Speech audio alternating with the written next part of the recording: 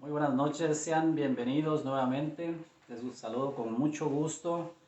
Espero que estén bien, de salud, física, espiritualmente, y que nos acompañen en esta tarde-noche, a estudiar el capítulo 11 del Evangelio de Mateo, que es el que corresponde a esta semana.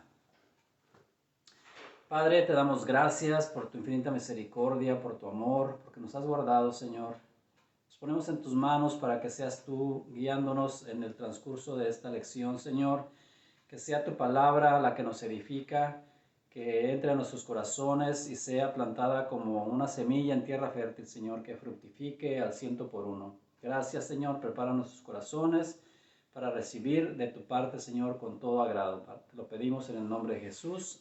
Amén. Sean bienvenidos. Continuamos en el estudio del Evangelio de Mateo. Y bueno, pues vamos a continuar en el capítulo número 11. Los temas del capítulo 10, los repito nada más para referencia y que nos ubiquemos en el tema.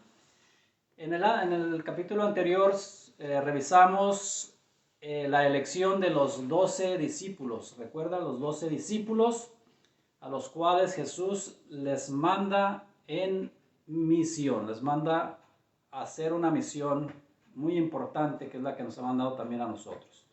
Entonces, los subtemas eran elección de los 12 apóstoles, misión de los 12, obviamente, estos 12 apóstoles, persecuciones venideras, a quién se debe temer, Jesús, causa de división y las recompensas. Bueno, en el capítulo número 11 los subtemas son los mensajeros de Juan el Bautista, ayes sobre las ciudades impertinentes, venid a mí y descansad. Son solamente 3 subtemas o temas y los vamos a platicar el día de hoy para ver qué es lo que aprendemos de parte de nuestro Señor Jesucristo. Los personajes en este capítulo que resaltan pues es Jesús, Juan el Bautista, 2 de sus discípulos de los cuales no da nombre, y pues se entiende que en ese tiempo, desde que Jesús empieza su ministerio, pues siempre estaba rodeado de muchas personas, de las cuales pues solamente hacemos referencia como una multitud. Entonces Jesús, Juan, 2 de sus discípulos y una multitud. Son los personajes que vamos a encontrar en este capítulo. Sin más preámbulos, vamos de lleno a la palabra. Mateo 11, versículos 1 en adelante. Cuando Jesús terminó de dar instrucciones a sus 12 discípulos, se fue de ahí a enseñar y a predicar en las ciudades de ellos, entiéndase Galilea y sus alrededores. Entonces es una continuación, ¿verdad? El capítulo 10, Jesús estaba dando instrucciones y aquí nos dice, una vez que terminó de hacerlo, pues él continuó su ministerio enseñando, llevando el mensaje de salvación, predicando por las ciudades de ellos. Refiérase pues o entiéndase como Galilea y todos sus alrededores. En el versículo 2, y al oír Juan en la cárcel los hechos de Cristo, le envió 2 de sus discípulos para preguntarle, ¿eres tú aquel que había de venir o esperaremos a otro? Respondiendo Jesús le dijo, id y haced saber a Juan las cosas que oís y veis. Los ciegos ven, los cojos andan, los leprosos son limpiados, los sordos oyen, los muertos son resucitados y a los pobres es anunciado el Evangelio. Y bienaventurado el que no haya tropiezo en mí. Eso fue lo que manda Jesús decir a la pregunta de Juan con los 2 discípulos de este.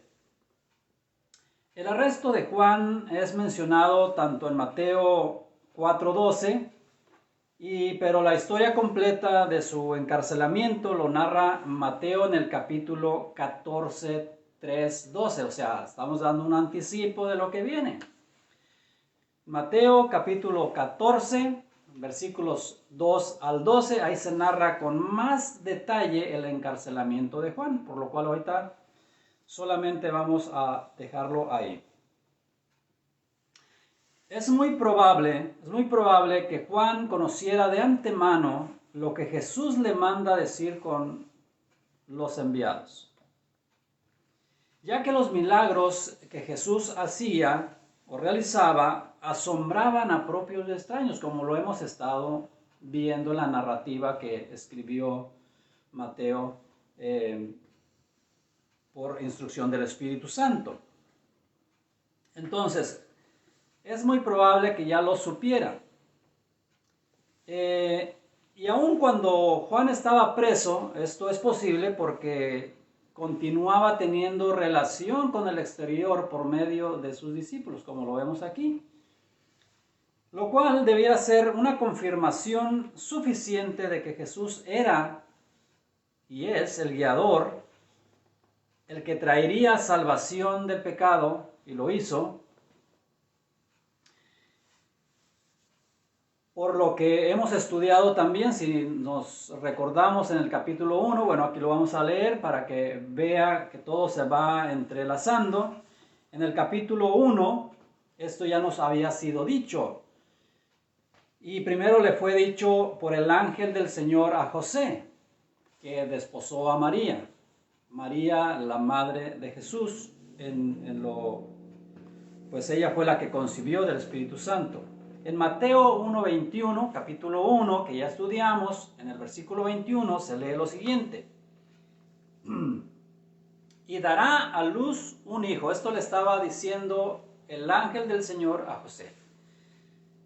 Y dará a luz un hijo y llamará su nombre Jesús, porque él salvará a su pueblo de sus pecados. Entonces, trayendo todo esto a colación, vamos a leer también Juan 1:29 al 31, que la letra dice: El siguiente día vino Juan a Jesús, que venía a él, y dijo: He aquí el Cordero de Dios que quita el pecado del mundo.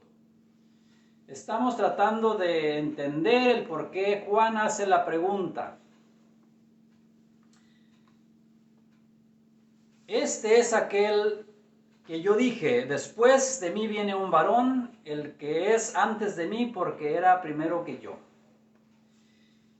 Cuando leí en el Evangelio de Juan 1:29, Juan el Bautista, él mismo manda a sus discípulos a preguntar a quién, a Jesús, les manda a preguntar a Jesús: ¿eres tú el que había de venir?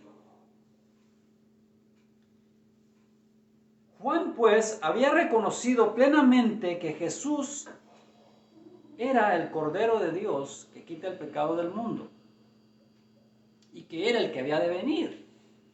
Entonces, ¿por qué la pregunta? ¿Cuál será la razón de Juan para esta pregunta? La Biblia no nos dice claramente, por lo cual solo podemos hacer nuestras propias conjeturas, nuestras propias conclusiones, más bien dicho. ¿Fue quizá el estar preso y estar sentenciado a muerte? Pudiera ser, ya que esto pudo haber conmovido la humanidad de Juan, pues estaba preso y estaba condenado a muerte. Era una condena a muerte. Entonces, por un momento, quizás se preguntó: ¿será Jesús el libertador? En el término de el caudillo, el que puede venir y abogar por mí y quedar libre de esta prisión física. Pero también podemos pensar que lo hizo con intención de que en su ausencia, por cuanto él sabía que iba a morir, porque estaba sentenciado a muerte, en su ausencia sus discípulos voltearan la vista a Jesús y ya no como seguidores de él, de Juan. Y esto es muy probable porque cuando alguien sabe que hay una mejor opción que la que nosotros podemos ofrecer, si volteamos, si hacemos a la gente que voltee a ver a eso, por lo menos cuando estamos en una situación crítica como esta. Y aunque no he estado yo en ninguna situación crítica como la que estuvo Juan, pues sí podemos entender por experiencias contadas de otros que esto puede suceder. Entonces, esto es lo más probable, que Juan haya tenido la intención de hacer que sus discípulos volteasen a ver a Jesús, puesto que eran seguidores de Juan desde el principio hasta entonces. Y se narra o lo narra Mateo como pues dos grupos, ¿verdad? Aunque al final de cuentas vemos que era el mismo propósito. Y luego en Mateo 11:5, en la parte final del versículo, dice: y a los pobres es anunciado el evangelio. Si comparamos con otros versículos, Jesús se interesó siempre en los pobres, dada la condición humilde, pero también por el maltrato que estos recibían. Entonces era su amor hacia nosotros siempre va a ser por vernos en la situación pues la condición deplorable en la que hemos vivido, pero en este caso se refería a la situación política. Y sí, pues obviamente a la humildad del ser humano, ¿verdad? Es a lo que él siempre apeló. Entonces, cuando leemos en la porción donde el joven rico se acerca con la pregunta: Señor, ¿qué es necesario para entrar en...? Ahí está también nuestro corazón. Y que no es posible tener dos amos sin ellos, asemejando el dinero a un ídolo. Entonces, que hay algo supremo y que la riqueza se va a quedar aquí. Y que mientras estés aquí la puedes disfrutar, pero también compartir con otros que tienen más necesidad.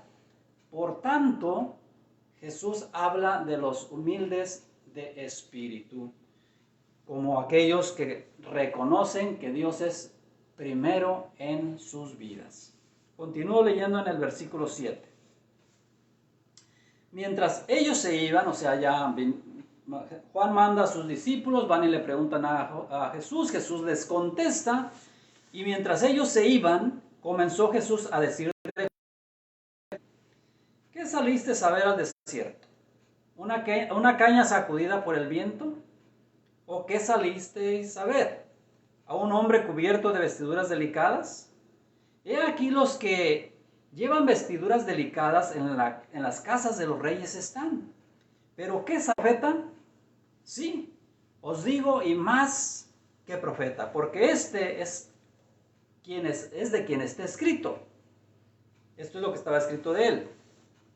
He aquí yo envío mi mensajero delante de tu faz, el cual prepara tu camino delante de ti, refiriéndose a que Juan iba a hacer esta preparación para Jesús mismo. Aquí vemos cómo Jesús se interesó en contar a la multitud que se encontraba en ese momento ahí el trabajo importante que Juan como profeta había realizado, porque ya había cumplido el propósito. Que Juan estuviera en la cárcel es algo secundario, pero a ese momento, previo a que él estuviera en la cárcel, ya había cumplido el propósito por el cual él había nacido. Y esto lo podemos entender por lo que ocurrió. Entonces, reconoce primeramente a Juan como profeta y reconoce el importante trabajo que él había hecho como tal. Recuerda que Juan llamaba al pueblo judío al arrepentimiento, tal cual es el llamado que Jesús nos hizo y continúa haciendo por medio de nosotros a los que aún no le conocen. Le digo una cosa: nosotros, los que hemos recibido el mensaje de salvación, tenemos esa misma encomienda que tuvo Juan y que Jesús hizo, que es llamar a otros al arrepentimiento de sus pecados y a volverse a Cristo. Eso no ha cambiado, continúa siendo el mismo llamamiento. En el versículo 11 dice: de cierto os digo, continúa refiriéndose a Juan, entre los que nacen de mujer no se ha levantado otro mayor que Juan el Bautista, pero el más pequeño en el reino de los cielos mayor es que él. Desde los días de Juan el Bautista hasta ahora, el reino de los cielos sufre violencia y los violentos lo arrebatan, porque todos los profetas y la ley profetizaron hasta Juan. Y si queréis recibirlo, él es aquel Elías que había de venir. El que tiene oídos para oír, oiga. Mas, ¿a qué compararé esta generación? Es semejante a los muchachos que se sientan en las plazas y dan voces a sus compañeros diciendo: os tocamos flauta y no bailasteis. Os endechamos y no lamentasteis. Porque vino Juan que ni comía ni bebía y decían: demonio tiene. Vino el Hijo del Hombre que come y bebe y dicen: he aquí un hombre comilón y bebedor de vino, amigo de publicanos y pecadores. Pero la sabiduría es justificada por sus hijos, subrayada. Pero la sabiduría es justificada por sus hijos. Dos cosas a resaltar. La primera, la humildad que caracterizó a Juan, obrero eficiente para el reino de Dios, como no hay otro igual. Así lo está describiendo el propio Jesús.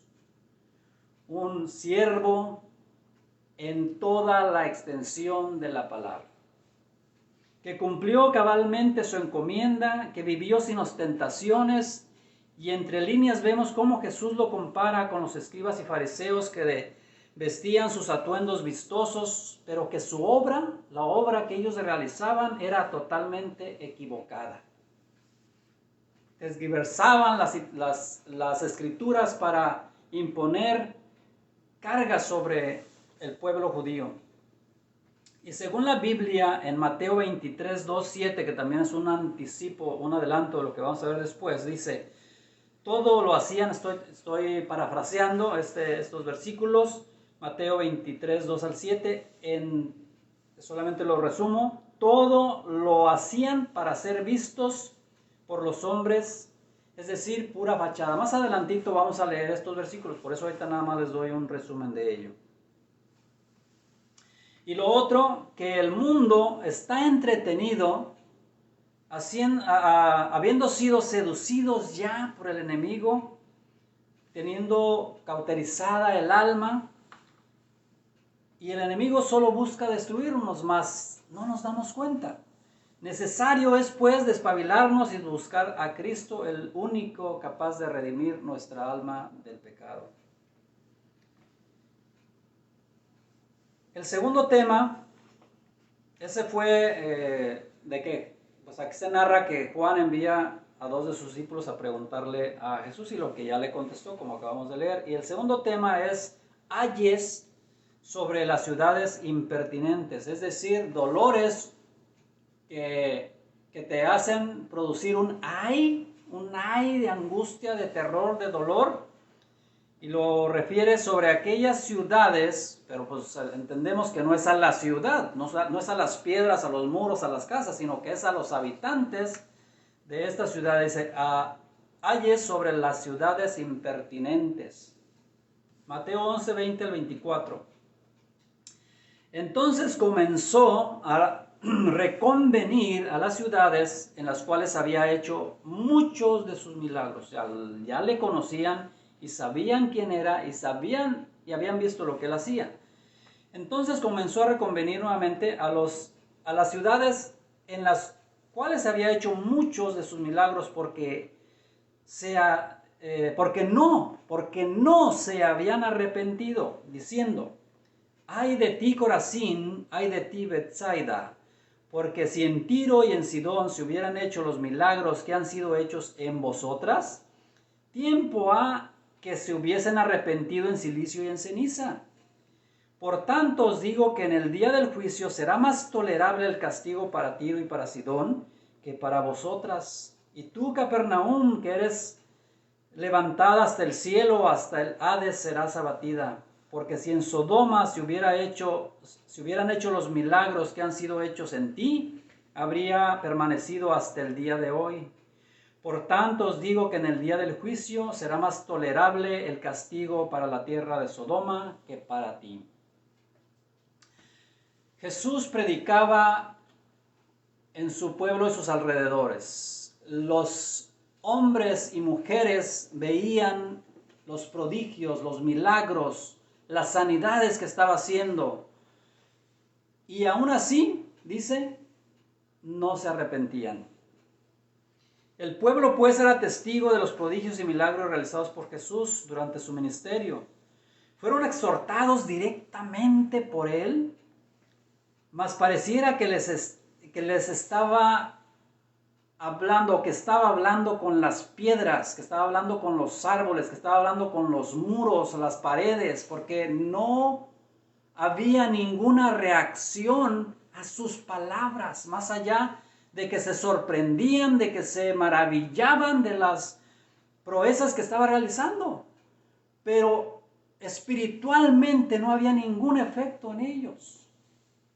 Y esto habla no solo del pueblo de Israel, sino de que a cualquiera que se le ministra la palabra de verdad, es difícil que le caiga en cuenta por cuanto está cauterizada su conciencia, pues hemos sido seducidos por el enemigo y como lo dije hace un momento, solamente Jesús puede salvarnos y hacernos volver en sí.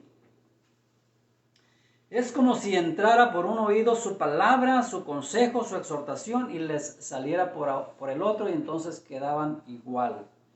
Pero, ¿qué digo? No solo es en ese tiempo, sino ahora continúa ocurriendo lo mismo. La diferencia es que entonces era Jesús mismo el que dio la voz de alerta y ahora lo hace por medio de sus servidores.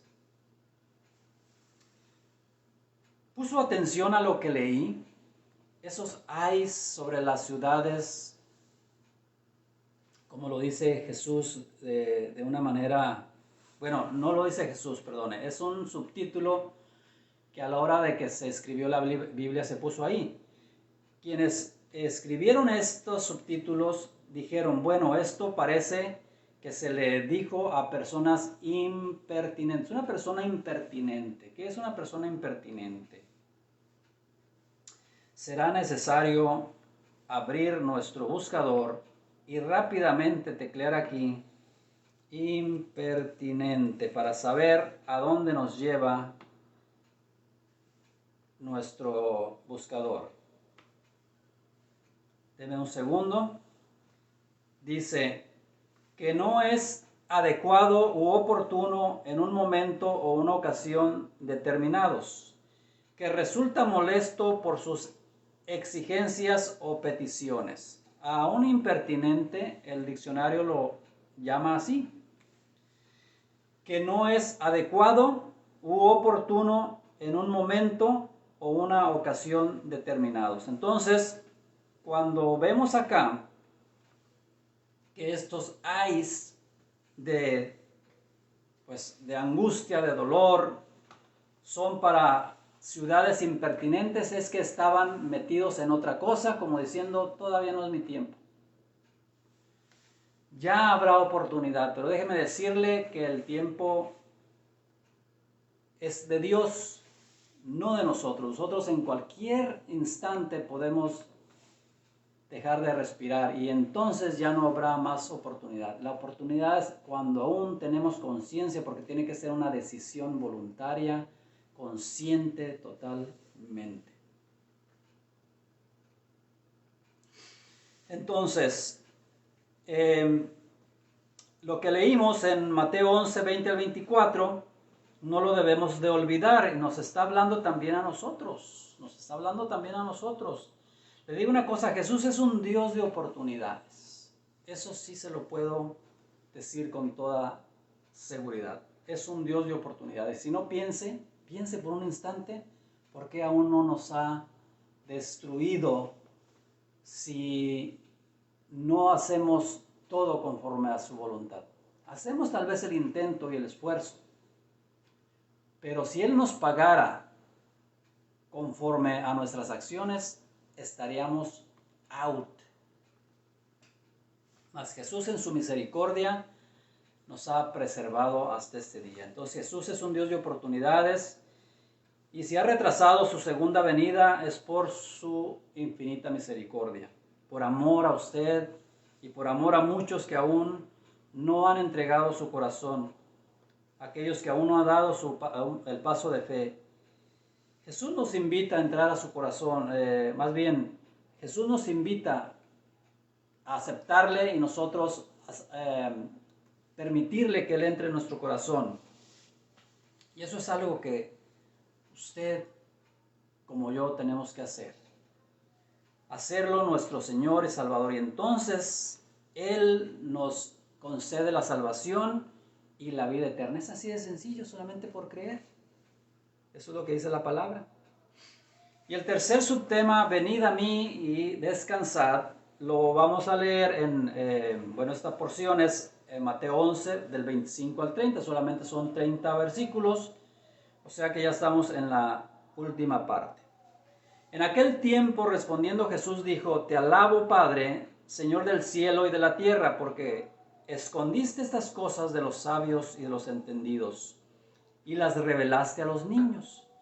Sí, Padre, porque así te agradó. Todas las cosas me fueron entregadas por mi Padre, y nadie conoce al Hijo sino el Padre, ni al Padre conoce a alguno sino el Hijo, y aquel a quien el Hijo lo quiera revelar. Venid a mí todos los que estáis trabajados y cargados, y yo os haré descansar.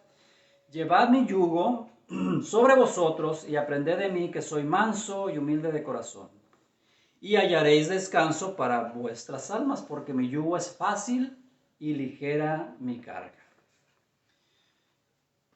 Volviendo nuestro comentario a los escribas y fariseos, es importante resaltarlo, pues es imposible que hablando de la administración de la palabra que Dios nos dio, no incluyamos a estos sujetos, escribas y fariseos. Es imposible que dejemos de mencionarlos, pues fueron el ejemplo, pero el ejemplo errado, el ejemplo malo, el mal ejemplo, fueron el ejemplo errado. Y para ello vamos a leer los versículos que mencioné anteriormente como un ejemplo en Mateo 23, 1 al 7. Pues estos, hablando de los escribas y fariseos, imponían cargas pesadas sobre el pueblo de Dios.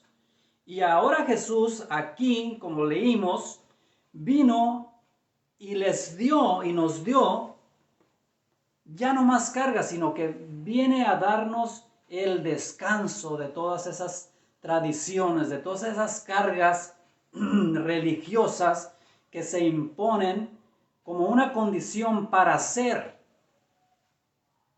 seguidores de Cristo. Y Jesucristo dice no.